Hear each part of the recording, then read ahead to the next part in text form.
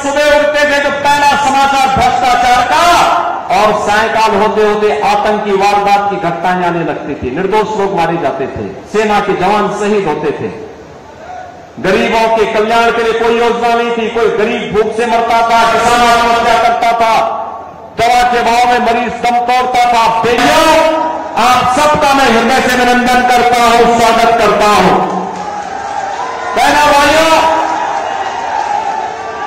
मैं बाबा गोरखनाथ की धरती से और मर्यादा पुरुषोत्तम प्रभु राम की पावन जन्मभूमि से आपके बीच में यहां पर आया हूं। भारत के यशस्वी प्रधानमंत्री और दुनिया के सबसे लोकप्रिय राजनेता मोदी जी का संदेशा लेकर के आया हूं, और संदेशा यही लेके आया हूं कि 4 चरणों के चुनाव पहले ही संपन्न हो गए थे, 5वां चरण आज चल रहा है, और अब पूरे देश के अंदर एक पहले 3 चरणों में, 4 चरणों में जो लहर थी, 5वें चरण में वो सुनामी बन चुकी है, मोदी की सुनामी पूरे देश के अंदर। और एक ही स्वर गूंज रहा है, चारों ओर एक ही नारा गूंज रहा है, और वह है कि फिर एक बार, फिर एक बार, तीसरी बार, तीसरी बार, अब की बार, अब की बार। जब हम 400 पार की बात करते हैं तो बहनों और भाइयों, कांग्रेस को चक्कर आने लगता है, और चक्कर इसलिए आने लगता है क्योंकि 400 सीटों पर तो चुनाव ही नहीं लड़ रही है, तो जीतेगी कैसे? और इसीलिए तो मैं कह रहा हूं, जनता जनार्दन से जवाब देती है। क्या जवाब देती है? जवाब देती है कि जो राम को लाए हैं, जो राम को लाए हैं, पूरे देश से एक ही आवाज है। और बहनों, विरासत और विकास की अद्भुत संगम, अयोध्या में रामलला आ गए, और कांग्रेस को तो सत्ता की इतनी जल्दी थी, इतनी जल्दी थी कि करतारपुर साहब को ये भूल गई थी। और तो मोदी जी आए, तो मोदी जी ने आने के बाद करतारपुर कॉरिडोर के निर्माण के कार्यक्रम को भी आगे बढ़ाया, गुरु नानक देव की पावन धरा को भी भारत का हिस्सा बनाने का कार्य आगे बढ़ाया, और गुरु गोविंद सिंह जी महाराज के 4 साहबजादों ने, जिन्होंने सरहिंद के लिए अपने आप को बलिदान किया था, उनके नाम पर 26 दिसंबर की तिथि को वीर बाल दिवस के रूप में मनाने की घोषणा भी की है। इसलिए बहनों और भाइयों, आज इसीलिए मैं आपको पास आया हूं कि पावन धरा तो मेरे लिए 2 प्रकार से महत्वपूर्ण है। गुरु नानक देव जी से लेकर के गुरु गोविंद सिंह जी के साहबजादों की पावन धरा के रूप में, और हमारे नाथ संप्रदाय के पवित्र संत बाबा सिरसाई नाथ जी के नाम पर, जिनके नाम पर इस सिरसा बसा हुआ है, इसलिए ये मेरे लिए एक पावन धरा है। इसको मैं कोटि कोटि नमन करता हूं, आप सबका अभिनंदन करता हूं, स्वागत करता हूं। बहनों भाइयों, आज देश बदल चुका है, हमारी पीढ़ी सौभाग्यशाली है जब नए भारत के नागरिक हैं, मोदी जी के नेतृत्व में कार्य कर रहे हैं, और जो दुनिया के लिए असंभव है, जो कांग्रेस के लिए असंभव था, वो मोदी जी ने संभव करके दिखा दिया, कर दिया ना। देखो, पहले दुनिया में भारत का सम्मान नहीं बचा था, लोग भारत को शक की निगाहों से देखते थे। पहले दुनिया में भारत के बारे में तमाम प्रकार की चर्चाएं होती थी, हमारी सीमाएं सुरक्षित नहीं थी, दुश्मन भारत की सीमा में घुस जाता था, आतंकी विस्फोट होते थे, जगह जगह विस्फोट होते थे, नक्सलवाद चारों ओर फैला हुआ था, विकास कार्य ठप पड़े थे। जब सुबह उठते थे तो पहला समाचार भ्रष्टाचार का, और सायकाल होते होते आतंकी वारदात की घटनाएं आने लगती थी, निर्दोष लोग मारे जाते थे, सेना के जवान शहीद होते थे। गरीबों के कल्याण के लिए कोई योजना नहीं थी, कोई गरीब भूख से मरता था, किसान आत्महत्या करता था, दवा के भाव में मरीज दम तोड़ता था, बेटी और व्यापारी सुरक्षित नहीं थी। बहनों और भाइयों, पिछले 10 वर्ष में मोदी जी ने भारत की तस्वीर और तकदीर को बदला है। ये तस्वीर और तकदीर को कैसे बदल दिया है? आज भारत का सम्मान दुनिया में बढ़ा है। दुनिया में कोई संकट आता है, लोग दुनिया भारत की तरफ देखती है। सीमाएं सुरक्षित हैं। अब कोई दुश्मन भारत की सीमाओं का अतिक्रमण नहीं कर सकता है, क्योंकि नया भारत है।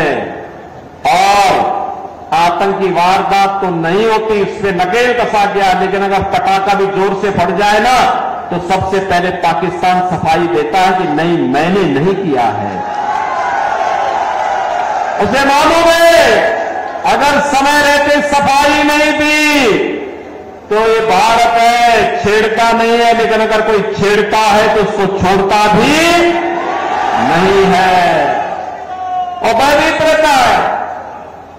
बहनों और भाइयों, भय बिनु होई न प्रीति, ये वही है। जब ताकत होती है ना, तो हर व्यक्ति शांति और सौहार्द के लिए आपके सामने झुकता है। और आज भारत ने दुनिया को एहसास कराया है। विकास के कार्य बड़े बड़े highway, railway, metro, IIT, IIM, AIIMS, 1 district 1 medical college, IIIT, NIT, world class university, और हर व्यक्ति के स्वास्थ्य के लिए हर घर नल और नल में जल की योजना मोदी जी ने पूरे देश के अंदर लागू कर दी। देखो, कांग्रेस के लोग भूखा मरते थे, गरीबों को भूखा मारते थे, उनका रसीद राशन खा जाते थे।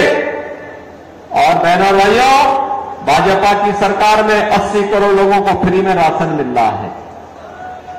मैं बोलना चाहता हूं, जो लोग पाकिस्तान का राग लाप रहे हैं, उनको बोलो 23 से 24 करोड़ की आबादी का पाकिस्तान भूखा मर रहा है। वहां की जनता सड़कों पर है, तोड़फोड़ आगजनी हो रही है, 1 किलो गेहूं के लिए छीना झपटी हो रही है।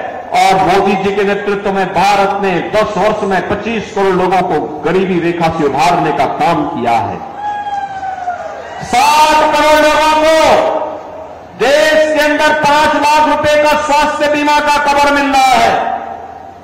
50 करोड़ गरीबों के जनधन अकाउंट खुल गए हैं।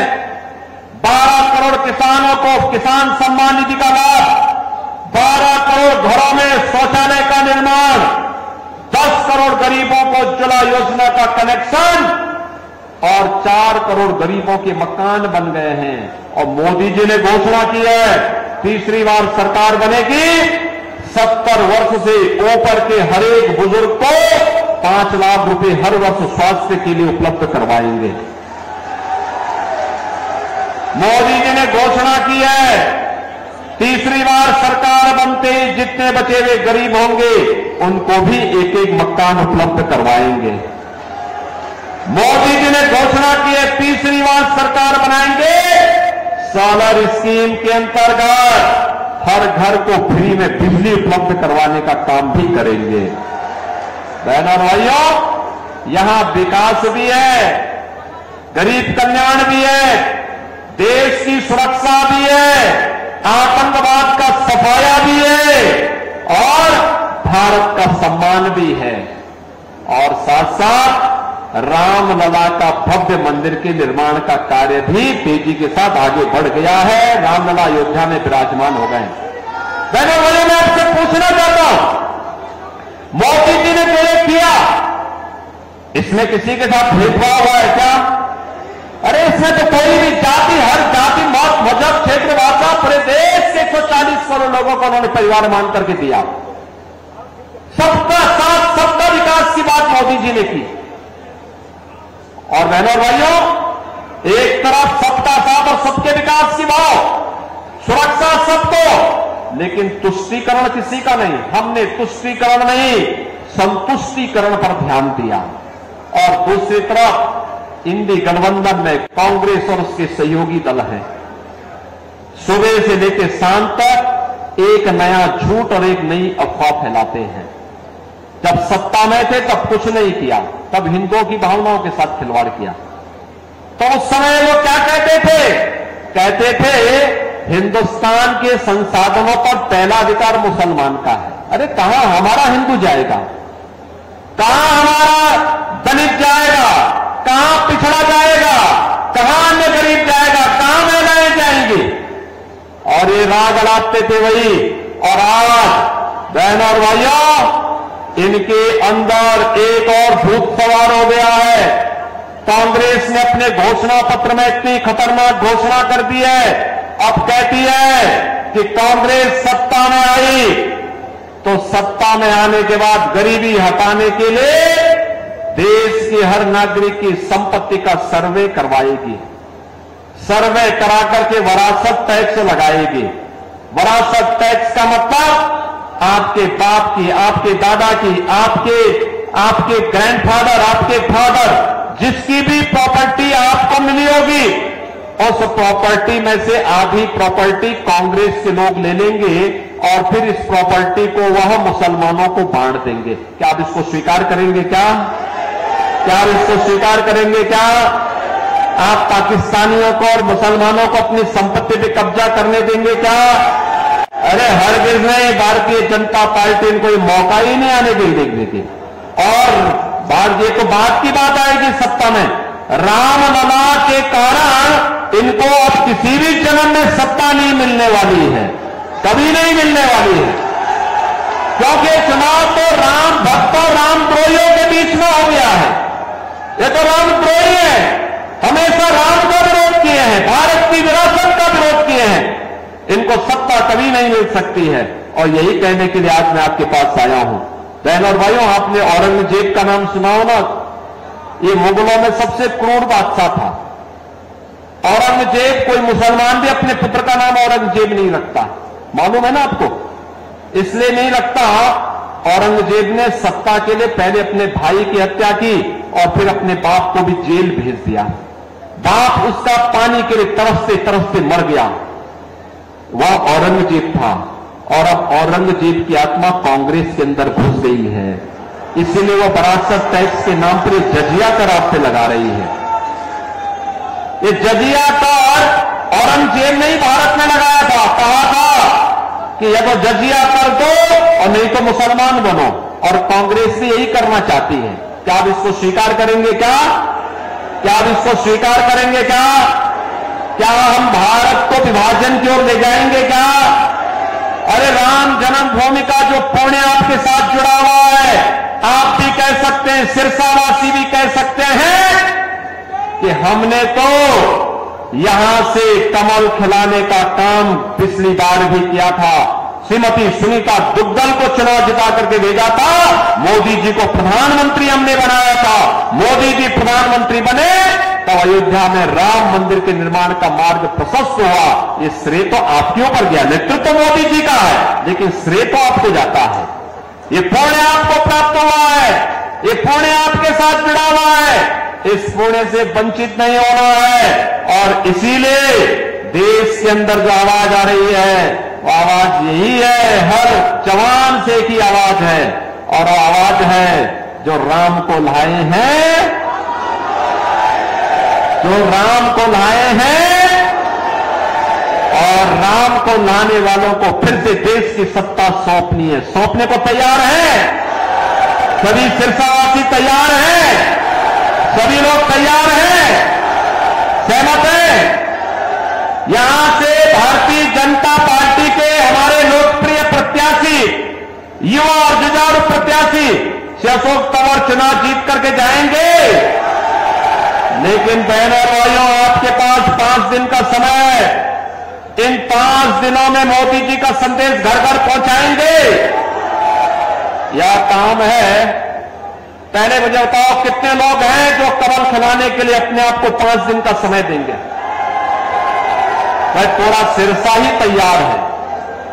अब इसमें मेरी बात सुनो, 2 काम करना है। आपने मेरे सामने संकल्प लिया है 2 काम। एक, हर व्यक्ति को प्रतिदिन 5 घर जाना है। उस परिवार के हर एक सदस्य से मिलकर के उससे कहना है, 18 वर्ष से हर वयस्क मतदाता को बोलना है कि देखो, आत्मनिर्भर और विकसित भारत के लिए हमें मोदी जी को फिर से प्रधानमंत्री बनाना है। मोदी जी को प्रधानमंत्री बनाना है तो इसके लिए कमल खिलाना है। और श्री अशोक तंवर जब यहां से चुनाव जीत करके जाएंगे तो मोदी जी 400 पार के लक्ष्य के साथ जाएंगे। तो बहनों और भाइयों, सारी समस्याओं का समाधान करेंगे। जाएंगे 5 दिन में 25 घर, और चुनाव के दिन उन 25 घरों को मतदान भी कराना है। कराएंगे? सहमत हैं? सभी लोग सहमत हैं? तो फिर मेरे साथ बोलेंगे, भारत माता की, भारत माता की, भारत माता की जय श्री राम, जय जय श्री राम, जय जय श्री राम।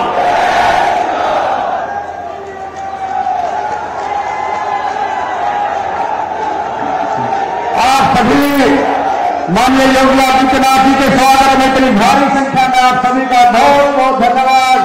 जय